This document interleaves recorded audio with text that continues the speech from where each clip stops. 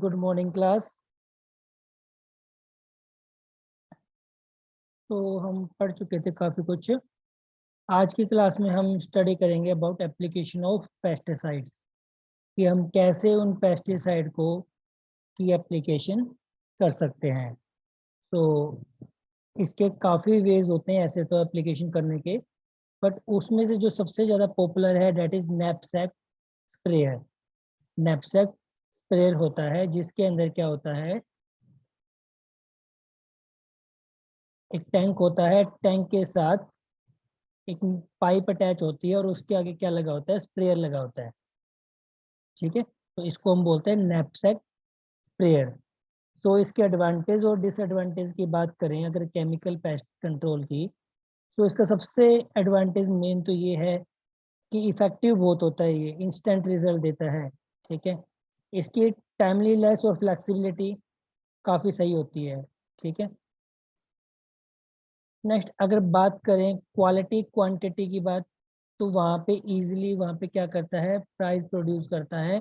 यहाँ प्राइस से मतलब है कि वहाँ पर जो इफेक्ट है वो काफ़ी अच्छा प्रोवाइड करता है। ठीक है, उसके बाद जो भी हमें प्रॉब्लम आ रही है पेस्ट रिलेटेड, उसको प्रिवेंट करता है और हमारे इन्वायरमेंट को भी क्या करता है, प्रोटेक्ट करता है। क्लियर है। Now talk about the disadvantages. तो डिसएडवांटेजेस ये है कि ये बेनिफिशियल स्पीसीज को भी रिडक्शन करता है।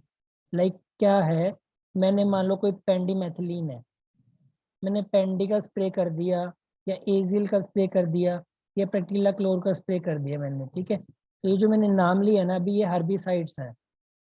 ठीक है, अगर मैंने इनका स्प्रे कर देता हूँ इस पे, तो क्या होगा, जो बेनिफिशियल स्पीसीज हैं, लाइक मेरी सोइल के अंदर अर्थवॉर्म्स हैं, कुछ बेनिफिशियल पेस्ट्स हैं, कुछ बेनिफिशियल इंसेक्ट है, उन पे भी इफेक्ट डालता है, उनको भी रिड्यूस कर देता है। ठीक है, उसके अलावा जो नॉन टारगेट ऑर्गेनिज्म होते हैं उनको भी किल कर देता है ये। नेक्स्ट अगर बात करें, जो हम स्प्रे करते हैं तो उसका ड्रिफ्ट आता है, जिससे क्या होता है, क्रॉप के अंदर रेजिडुअल इफेक्ट आता है। मीन्स क्या, कि रेजिडुअल इफेक्ट से मतलब कि उसकी प्रोडक्शन के अंदर कमी आती है। क्लियर है। Next, residue in food for human and feed for live stock. यहाँ सिंपल सा मीनिंग ये है कि ह्यूमन के लिए रेजिडुअल फूड है। मीन्स अगर हमने स्प्रे कर दिया तो वो फूड के अंदर चला जाएगा और वो लाइव स्टॉक के लिए भी हम उसको खिलाएंगे। तो अल्टीमेटली जो हम मिल्क लेते हैं या हम फूड खाते हैं उसके अंदर भी उनका इफेक्ट आएगा। ठीक है, उसके बाद जो ग्राउंड वाटर कंटेमिनेशन होता है, बिकॉज हम केमिकल कोई भी स्प्रे करते हैं तो अल्टीमेटली वाटर के साथ लीच तो नीचे होगा, वो नीचे की तरफ लीच डाउन हो जाएगा। नीचे की तरफ लीच डाउन होगा तो क्या होगा, अल्टीमेटली जो हमारा वाटर है, जो ग्राउंड वाटर है, उसको कंटामिनेट करेगा। ठीक है, नेक्स्ट बात करें कि जो हमारे पेस्टिसाइड हैं, ठीक है, जो ओवर यूज करने से हमारे जो केमिकल्स एंड है उन पे इफेक्ट डालेगा। नेक्स्ट, जो पॉइजनिंग हजार्ड्स हैं, poisoning hazards and health benefit, वो हमें वहाँ पे प्रॉब्लम होंगे। ठीक है, लाइक हमें हेल्थ से रिलेटेड एलर्जी हो सकती है, हमारे अस्थमा लाइक प्रॉब्लम हो सकती है, कैंसर लाइक प्रॉब्लम हो सकती है। तो इन केमिकल से हमें ये प्रॉब्लम हो सकती है। तो बोल सकते हैं कि ऑन द ह्यूमन बॉडीज के काफ़ी इफेक्ट आते हैं। Next topic is integrated pest management. अब इन पेस्ट की हम इंटीग्रेटेड पेस्ट मैनेजमेंट कैसे कर सकते हैं। So integrated pest management is a method of pest control. तो एक मेथड है जिससे हम पेस्ट को कंट्रोल कर सकते हैं। एक टेक्निक को यूज करके हम उस पेस्ट की जो पॉपुलेशन है किसी लेवल पे, उसकी जो इकोनॉमिकल इंजरी लेवल है, लाइक मैंने बताया था आपको 5% से अगर ऊपर बढ़ गया, 5 to 20% हो गया, तो वहाँ पे जो उसका इंफेक्शन लेवल है डेट इज क्या, on the peak. On the peak है वो, जो थ्रेशोल्ड लेवल है, तो थ्रेशोल्ड लेवल ज़्यादा होगा तो वहाँ पे उसको मेंटेन करेगा कौन, इंटीग्रेटेड पेस्ट मैनेजमेंट। तो जो इंटीग्रेटेड पेस्ट मैनेजमेंट का ये जो आइडिया था, वो कैलिफोर्निया से आया था और नीदरलैंड से आया था। ठीक है, इसे हमने फर्स्ट बोला गया था हार्मोनिक कंट्रोल। जो हम बोल रहे हैं इंटीग्रेटेड पेस्ट मैनेजमेंट, इसे सबसे पहले बोला गया था harmonic control. The term paste manages arise, जो टर्म है पेस्ट मैनेजमेंट, एक कनाडा से और ऑस्ट्रेलिया के अंदर अराइज हुई थी। ठीक है, इसे हम प्रोटेक्टिव मैनेजमेंट भी बोलते हैं। ठीक है, हमने क्या बोला, हार्मोनिक कंट्रोल बोला इसको, इसको प्रोटेक्टिव मैनेजमेंट बोला। ठीक है, और अल्टीमेटली जो इसे डिफाइन किया था वो बोला गया था biological control agent with chemical control. हम इंटीग्रेटेड पेस्ट मैनेजमेंट में क्या करेंगे, बायोलॉजिकल कंट्रोल मेथड करेंगे प्लस में केमिकल कंट्रोल मेथड वहां पे करेंगे। ठीक है, because this technique used independently either fail to produce satisfactory result or cause environmental problem। अब ये जो हमने टेक्निक बनाई है अगर इंडिपेंडेंटली करें, देखो हमने बायोलॉजिकल किया था तो उसके भी कुछ इफेक्ट थे, है ना, और हमने केमिकल किया तो इंडिपेंडेंटली इसके कुछ ना कुछ इफेक्ट थे। तो कुछ इफेक्ट ना है इसलिए इन्होंने क्या किया, इसको इंटीग्रेट कर दिया कि हम बायोलॉजिकल मेथड भी अपनाएंगे प्लस में उसमें केमिकल मेथड भी अपनाएंगे। ठीक है, इसलिए हमें जो ये राइज हुई, हमें जरूरत पड़ी किसके लिए, इस मेथड को बनाने के लिए। तो हमने टू मेथड कंसिडर किए, एक तो and also other possible mean into unified program to manage pest population so economical injuries divided. तो हमने अल्टीमेटली देखो यहाँ पे हमें सिंपली सा ये याद रखना है कि हमने क्या किया था इंटीग्रेटेड पेस्ट मैनेजमेंट में, biological control method plus chemical control method को दोनों को इंक्लूड कर दिया था और उसके कंबाइनली हमने इफेक्ट लिए थे। ठीक है, नाउ अगर बात करें कि कंपोनेंट क्या क्या है, तो जो इंटीग्रेटेड पेस्ट मैनेजमेंट के कंपोनेंट हैं वो हैं, इसके काफ़ी मेथड्स हैं, काफ़ी टेक्निक और कंपोनेंट हैं इंटीग्रेटेड पेस्ट मैनेजमेंट के। उनमें से जो सबसे वो पहला है वो है कल्चरल कंट्रोल, कि हम कल्चरल मेथड से कैसे इसको कंट्रोल कर सकते हैं। ठीक है, तो कल्चरल मेथड में हम क्या कर सकते हैं, जो हम वैरायटीज यूज कर रहे हैं, जो हम सीड हम यूज कर रहे हैं उसके अंदर हम रेजिस्टेंट वैरायटीज के सीड हम ग्रो करें, यूज करें।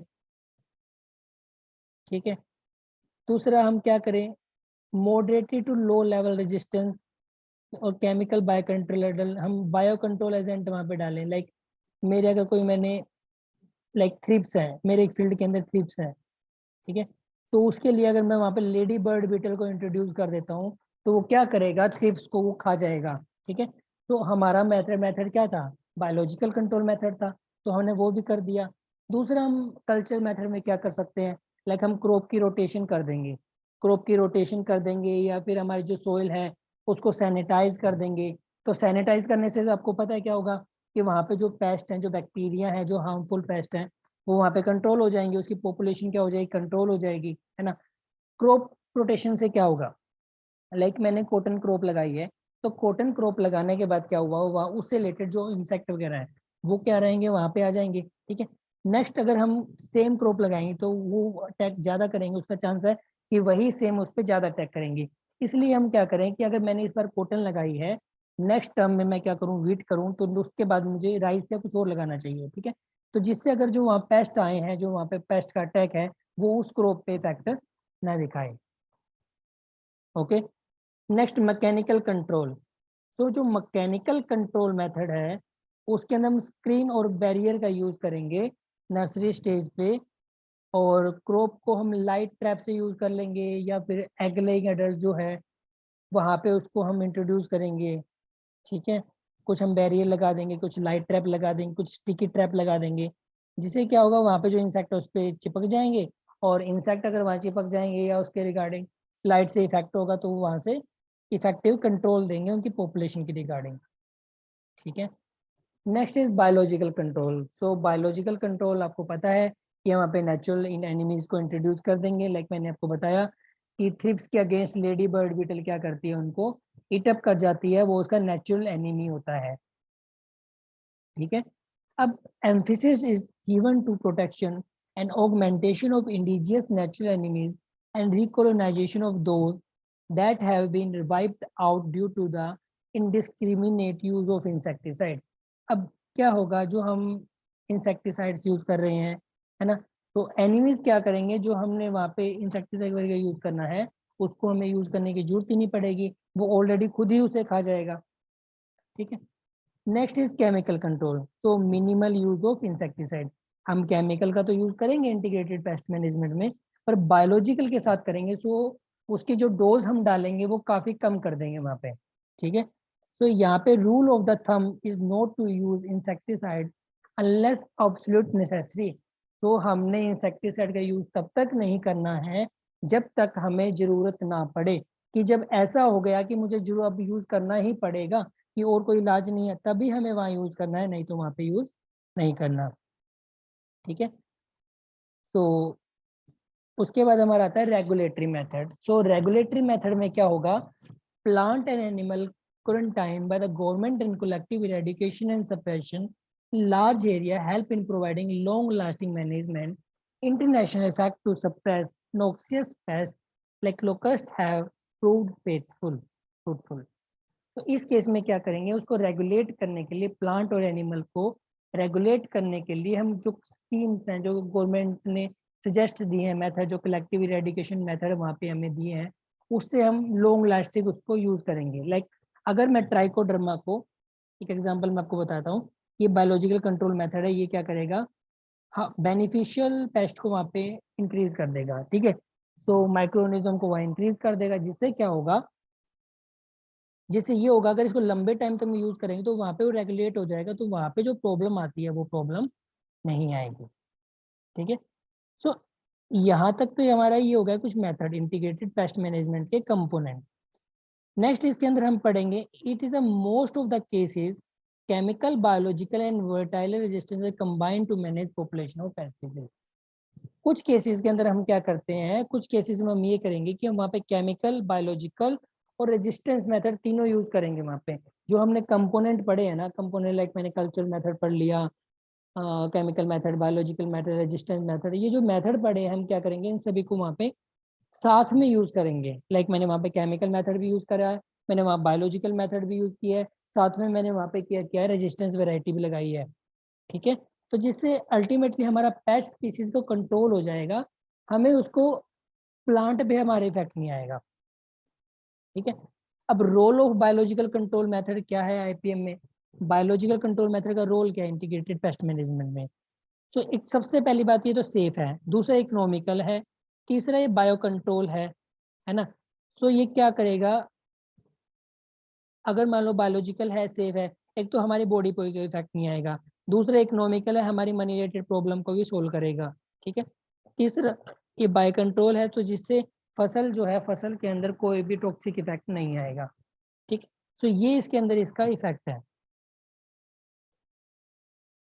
ठीक है, तो अल्टीमेटली हमारा ये गोल होता है यहाँ पे कि हमें इंटीग्रेटेड पेस्ट मैनेजमेंट इसलिए कर रहे हैं ताकि हमें अपना गोल मिल जाए, हमारा पेस्ट पॉपुलेशन कंट्रोल हो जाए। हमें वहाँ बिल्कुल खत्म नहीं करना है उसको, हम उसको कंट्रोल कर लेंगे। ठीक है, there is a three way major way to integrate biological control IPM program में। तो यहाँ पे थ्री मेजर वे हैं जिससे हम इस प्रोग्रामिंग को इंटीग्रेट कर सकते हैं। उसमें नंबर 1 है conservation and augmentation of natural animal already available. ठीक है, तो हम क्या करेंगे, वहाँ पे जो नेचुरल एनिमीज हैं उनको इंट्रोड्यूस करेंगे, वहाँ पे उनका कंजर्व करेंगे, उनको मारेंगे नहीं। देखो मैं हमने पढ़ा जो केमिकल मेथड है वो क्या करता है, वहाँ बेनिफिशियल जो इंसेक्ट हैं, जो नेचुरल एनिमीज उनको भी मार देता है। ठीक है, तो अगर biological method integrated pest management हम वहाँ पे यूज करेंगे, तो जिससे क्या होगा, वहाँ पे जो बेनिफिशियल इंसेक्ट हैं, बेनिफिशियल पेस्ट हैं, वो क्या होंगे, वहाँ पे उनकी पॉपुलेशन इंक्रीज रहेगी। पॉपुलेशन इंक्रीज रहेगी तो जो आने वाला हमारा इफेक्ट है वो क्या रहेगा, काफी कम रहेगा।